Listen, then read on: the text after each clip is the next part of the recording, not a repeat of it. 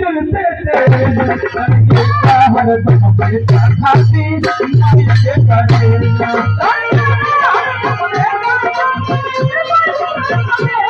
करेगा हर दम बेटा खाती माई के करेगा सुनाई जाता नहीं बेटा माँ की कहानी पर वो बेटा देखी कैसा करता ही बेटा रहले भगवान करे तो बेटा के डोके ना दे जानत सुनला भाई तो बेटा के कहानी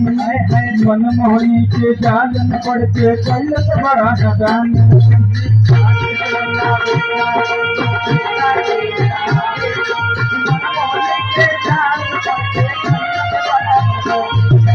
जानत सुनला भाई तो बेटा के कहानी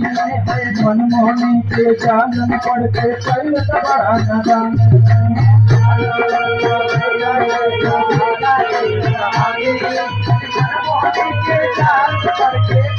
भैया जब कोठा वाली लड़की को लेकर के प्यार हो गई तो लेकिन क्या खबर सुनी हमसे कितना प्यार करेगा शादी का दिखावा